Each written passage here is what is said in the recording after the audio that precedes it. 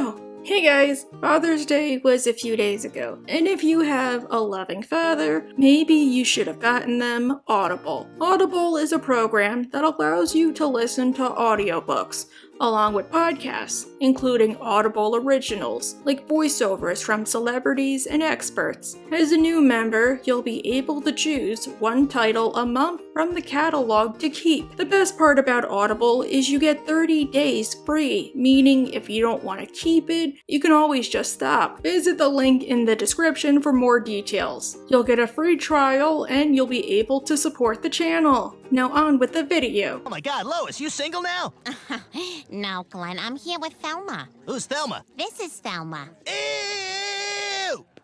Alright. Quagmire, I'm afraid to touch you because I don't want to get a disease. When I'm around you, I will have to wear gloves all the time, unlike Princess Diana. Hi, I'm Kitty Monk, and I'm here to talk to you about Family Guy. Or more specifically, Glenn Quagmire. A few weeks ago, I made a video on Joe, a collab with Lydia Loves Timelines. That video passed the Dagmar threshold, meaning it got more than 50,000 views, and I am allowed to review the series full time. Thanks guys, and thanks Lids. Time to test the vengeful, mysterious god known as the algorithm, and see if I can really review Family Guy full time. Starting with Peter's other best friend and neighbor, Glenn Quagmire. Giggity. So let's discuss. Glenn Quagmire is a pretty major character in the world of Family Guy. Now, in sitcoms, it's often common for there to be one character who is obsessed with screwing their courage into the sticking place. American Dad had Roger, Drawn Together had Captain Hero, or at least he tried to be that way. King of the Hill had Boomhauer. Heck, if we're speaking in terms of women, there's Samantha. Frasier had Ross.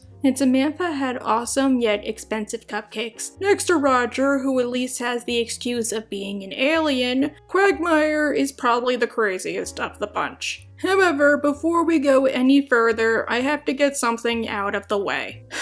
Glenn Quagmire is not a good person, in any conceivable way, shape, or form. Almost nothing he's done over the course of the series has been for the betterment of somebody other than himself and or his own satisfaction. He's slept with at least 3 corpses, he slept with teenagers, he's kept women trapped in his trunk, in his garage, he's roofied women, he slept with animals, he's even slept with what was supposed to be Peter's dinner. Hey, Peter, do you mind? But I have to get dinner. Go out.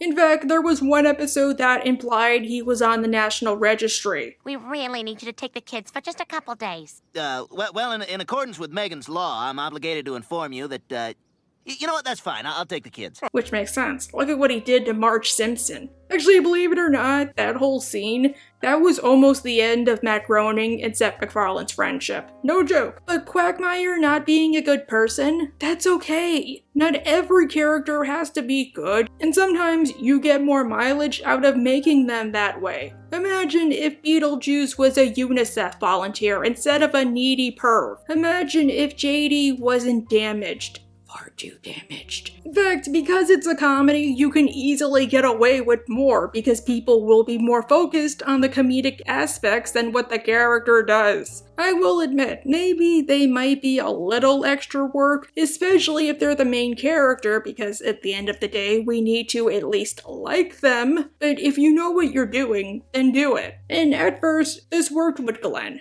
So, let's discuss. Anyhow, while the main character, Quagmire, was primarily a joke character, filling the role as the show's comic relief. In fact, it wasn't until season 4, you know, the season after Family Guy came back from the dead, that Quagmire finally started getting his own episodes. And his first one was called Blind Ambition. The neighbors are down at the bowling alley when Lois has to answer the call of nature. Would you just sit down and go to the bathroom already? Ew, go in a changing room, you perv. That's a bathroom. Quagmire gets arrested. When he gets home, the wives want Quagmire out of the neighborhood.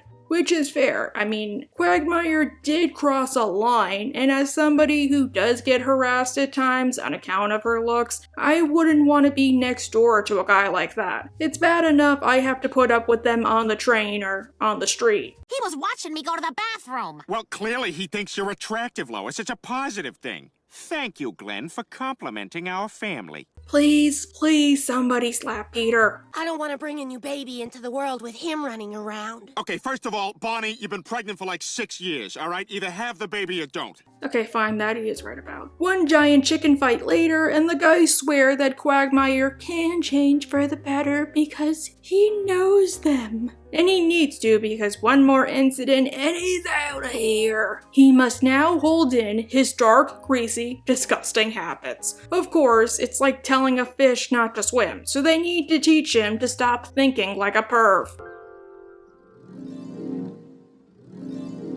Meg, get out of the way. There you go, just have Meg follow him. She's like kryptonite. Thanks for the ice cream, Glenn. And you're right. Somehow it does taste better in my underpants. Okay, maybe that's not a good idea. Quagmire, stop eating oysters then. They decide to show the ladies that Quagmire has changed by taking him to the mall. Let's go to the mall today. Which is full of hot girls wearing clothing that highlights their genders. Guys, I know what you're trying to do, but it's like taking a binge eater to an all-you-can-eat buffet. Or an addict to a sign that says, Lávate las manos.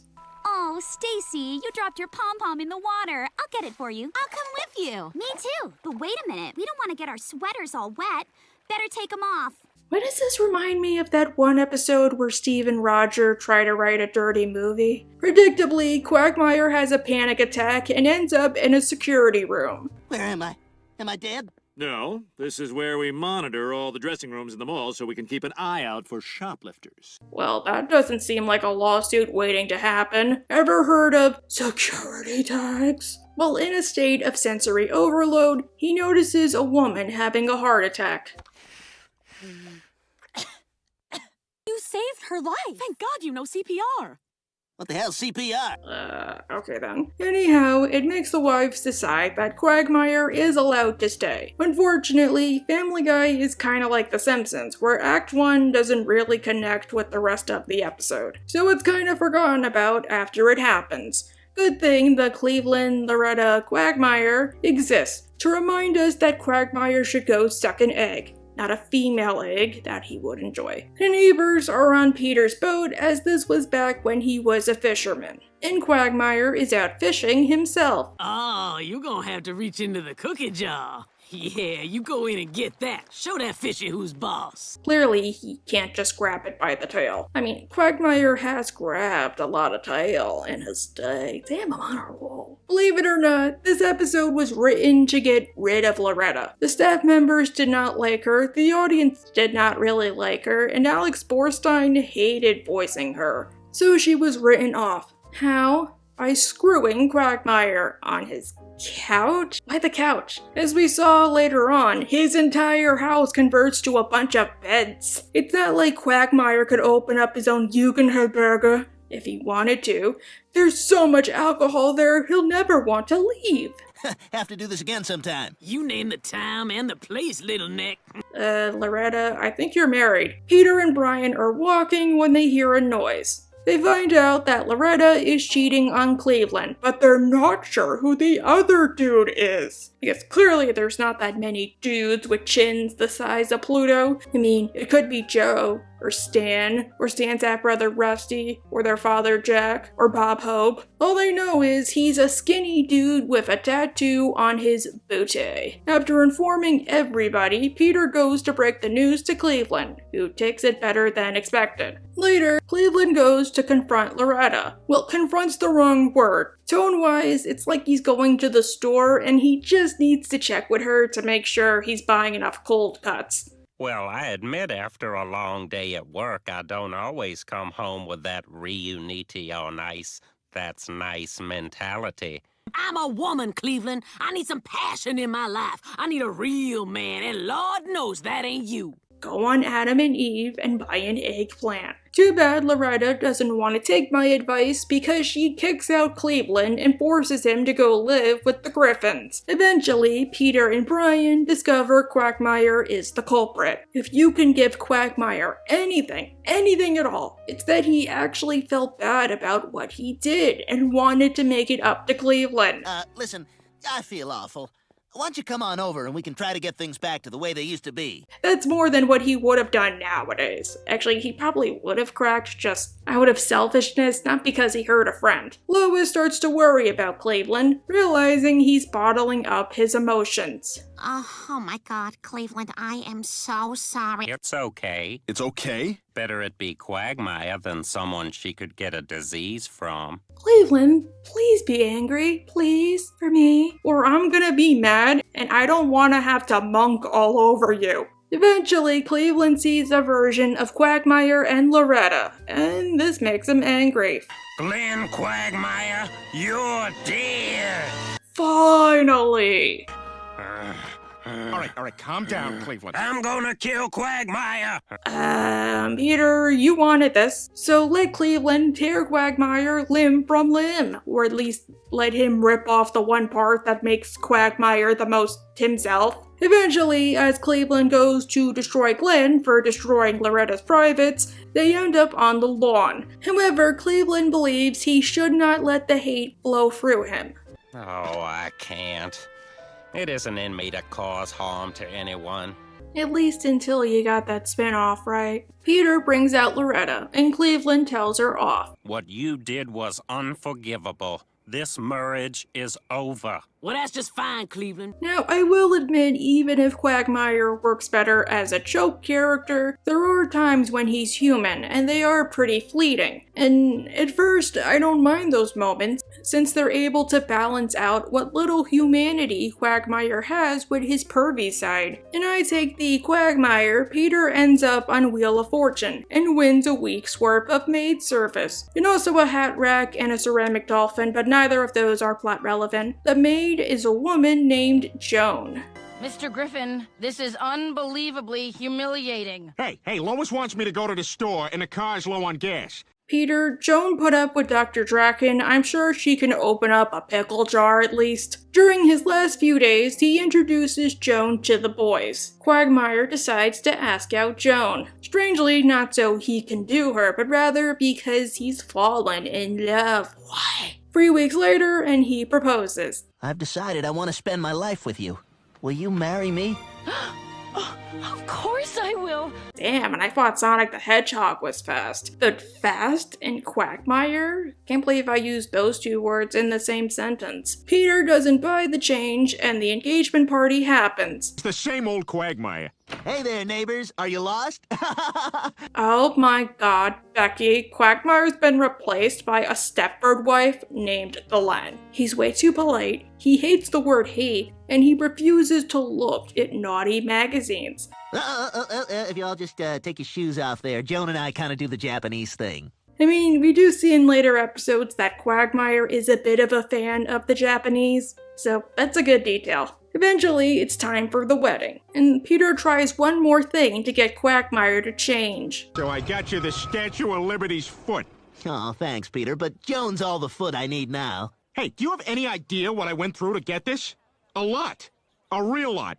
You know, I want an episode about this. Not about Peter stealing the foot, but rather him getting something super nonsensical for the sake of a quick joke. I know there was the bank robbery scene, but this could still be its own episode. At the reception, Quagmire cracks as Peter jiggles Lois's melons in front of him. Quagmire now regrets his marriage, which that's why you don't get married after knowing each other for 3 weeks, stupid. He tries to tell Joan he wants a divorce. Joan refuses. Kinda sucks she has to be violent and vanilla. She seems like Quagmire's type, because she's not going willingly. If she goes, Quagmire goes.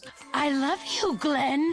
I love you too, insane woman I'm having second thoughts about. What? Oh, right. But Joan, you and Quagmire, that's gonna make for a very awkward eternity. Since Peter's married and Cleveland doesn't have the interest in an affair, the boys decide to fake Quagmire's death, mostly by recording a video and giving it to Joan. It's probably one of my favorite Family Guy jokes. And then an evil pots and pans robot!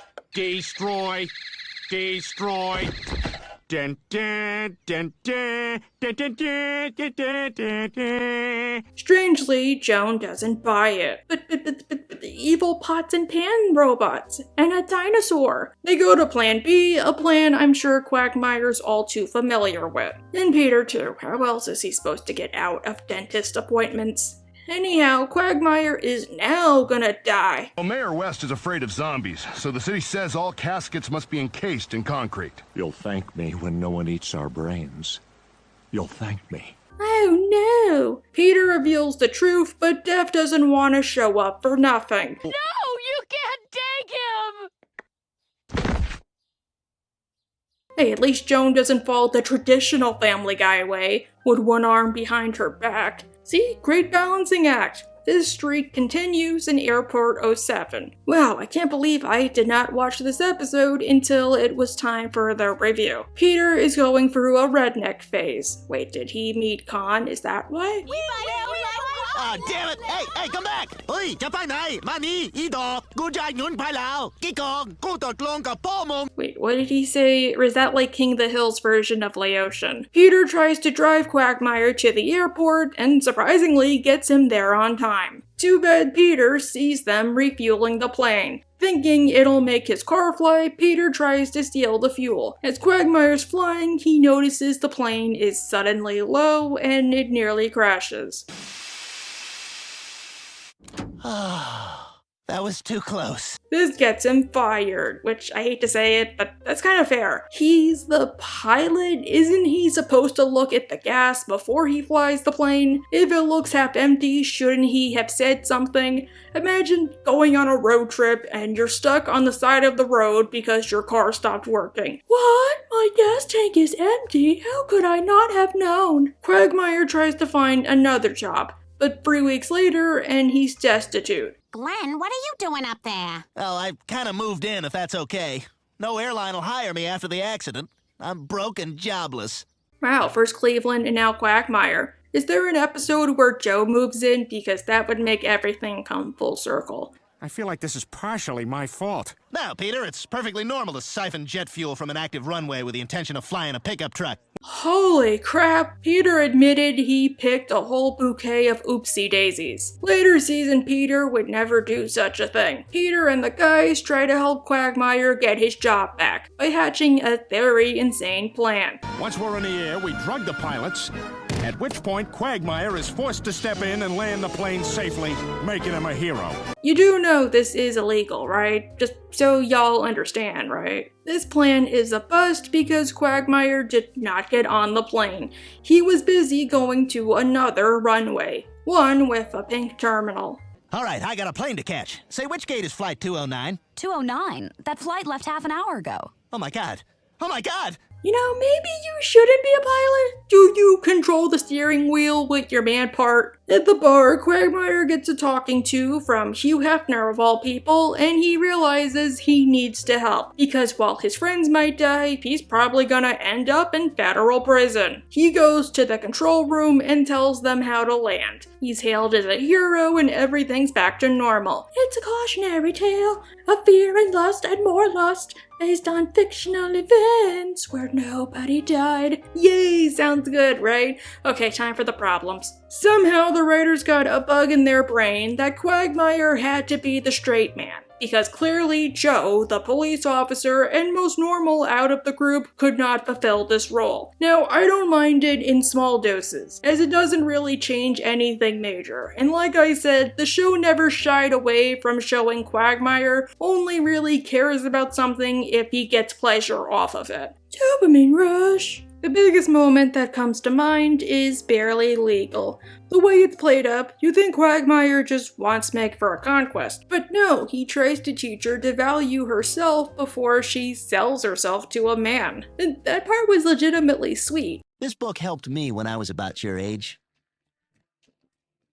It let me know that as long as I kept on rolling, I'd find that one person who would make me whole. Thanks, Mr. Quagmire. Oh, you don't have to thank me. Now get on out of here, you little scamp. At least until afterwards when he goes to get a whip. However, things got worse because the show wanted to have its cake and eat it too. They wanted Quagmire to be the voice of reason, while also being a depraved dude who does unspeakable acts. Again, once you strip away the comedy, Quagmire should be in prison. But no, we're supposed to listen to Quagmire tell his sister that she's less of a woman for being in an abusive relationship, while he himself was in the hospital at the start of the episode because he turned blue. And somehow the day is saved because Quagmire choking himself, that's okay. I don't know, that episode is messy all around and everybody's talked about it, and I don't know if they were trying to make fun of very special episodes or lecture the audience or do both, like I think OKKO was trying to do. But Quagmire did not help matters. Or, hey, we should feel bad for Quagmire because he slept with a teenager. Now, the episode makes the point that the girl lied about her age. And in certain situations, I would feel bad for the guy. Because usually, if you know that piece of information, you wouldn't do what you did. Except to Quagmire, age is nothing but a number. If he knew said girl was underage and he could get away with it, he probably would. But no, it's because of his mother. Arguably, this trend started with Jerome is the new black. Brian finds out that Quagmire does not like him. For reasons. Brian is surprised and tries whatever he can to get him to like him. Ah, taking a break, huh? And from the looks of it, she likes it rough. That's my sister, Brian. Her boyfriend has been beating her mercilessly. The last thing she'd want right now is to be objectified. Oh, don't worry, we'll get there. When that doesn't work, Brian invites him out to dinner by pretending to be Cheryl Teagues. Cheryl was the one that got away. Ever since she left, I've been chasing girls to fill the hole she made when she walked out. Now I'm forever lost. Well, if Quagmire did not hate you before, he's gonna hate you now. Quagmire and Brian eat a super awkward dinner until Brian suddenly wants to know why Glenn hates him. Glenn happily explains in a long, detailed speech, which honestly just feels completely wrong. All of his critiques, all of his problems, Quagmire has done worse and then some. You are the worst person I know. You constantly hit on your best friend's wife. The man pays for your food and rescued you from certain death, and this is how you repay him?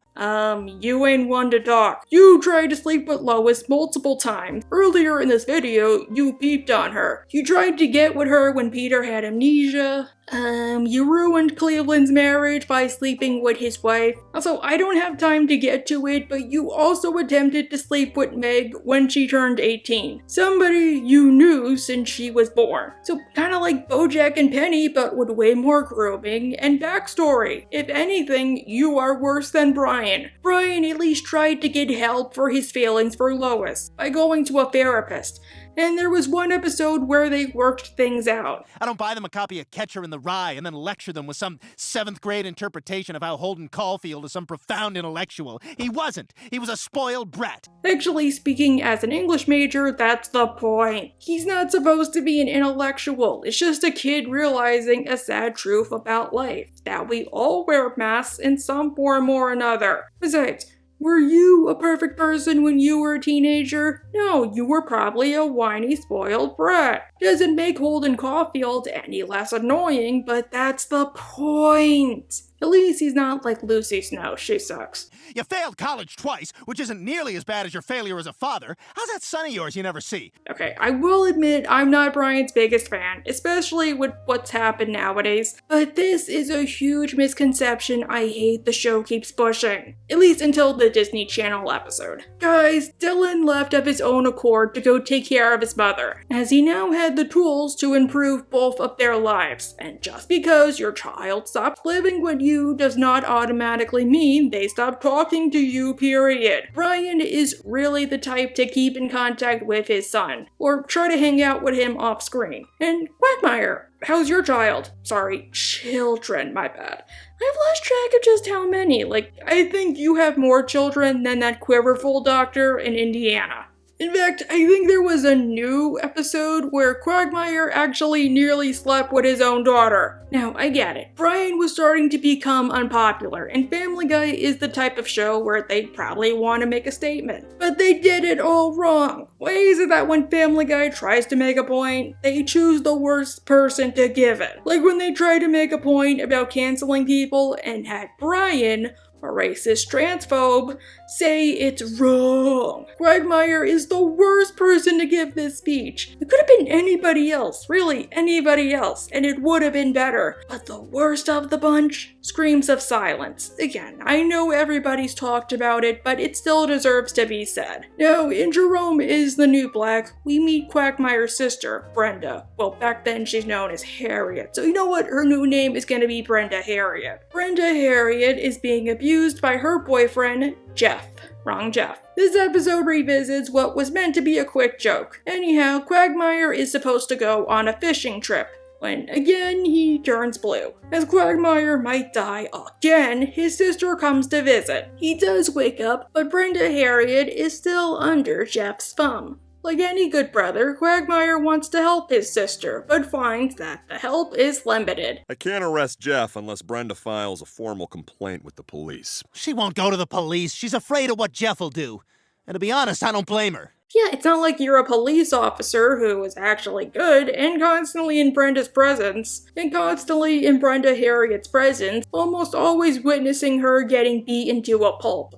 I guess you're just taking a sabbatical. You know, I used to like you, Joe. Eventually, they stage an intervention for Brenda, and Quagmire gives her an awful speech. And because of how long it is, I'm just gonna give you a little snippet. And I call you person and not woman, because a woman is a strong, beautiful, vibrant creature. Sadly, the fact that you are with Jeff proves to me that you have made a choice to make your life worse. Wow, really empowering. Paragon of feminism. The greatest ally since Ronaldo Fryman. Somehow, instead of kicking Quagmire in the coils, Brenda Harriet stays with Jeff, meaning they now must kill Jeff. And Quagmire is the one to do it. I killed you! I choke myself every day. Well, I mean, you've also probably done it to other women against their will. But you want to know a later season episode that hit all of these beats and did it perfectly? Quagmire's Quagmire. Glenn goes to Apple after he has trouble with his computer and meets a woman named Haley. No, Odalia. No, Sonia. Yeah, that seems right. Sonia is an Apple genius who is basically Quagmire with boobarellas. So yeah, I was the first woman to ride her bike cross country with no seat. Ouch. Unfortunately, after the date, Quagmire wakes up in familial circumstances. Even though you seemed like a sure thing, I really wanted to make sure. Are you mad? No. In some sense, you can even say this is karma. This is the guy who gave Meg roofie pills to enact some weirdo plan and treated it like she was asking for a cup of sugar. Listen, good luck with everything, and call me if you get arrested. I will. Thanks.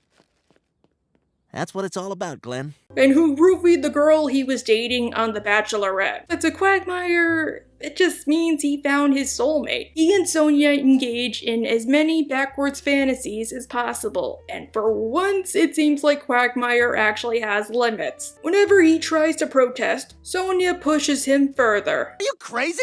No! No way! Glenn, remember, the thing we love most about each other is that we push each other way beyond our normal boundaries. You know, maybe I should have talked about that one episode, but really it could be its own video. Honestly, this episode did everything Screams of Silence tried to do, but much better. We find out why the couple is together, and hey, it talks about female on male abuse. You know, one of the biggest double standards out there, and it does it pretty well. To Quagmire, Sonia's like quicksand. Oh, kind of like he's a Quagmire.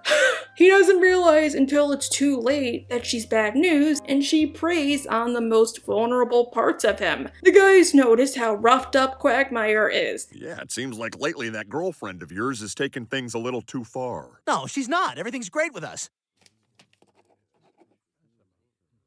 And he decides to tell Sonia to tone it down a smidgen.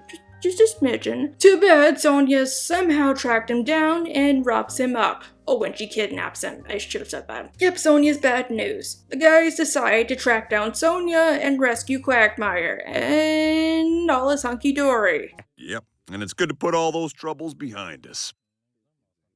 My dad told me he's pregnant. Wow, Glenn Quagmire. No middle name, that's surprising. If it isn't clear enough by now, Glenn Quagmire's not a good person. He's debauched, gross, vile, and disgusting. But that's okay, I hate to say. Glenn works better when he's like that. Anything more and outside of 1 or 2 episodes, he can end up feeling like a hypocrite. And Glenn, please wear protection, full body protection. Come on, even Chef did it. Get a pleasure bag for the good of all female kind.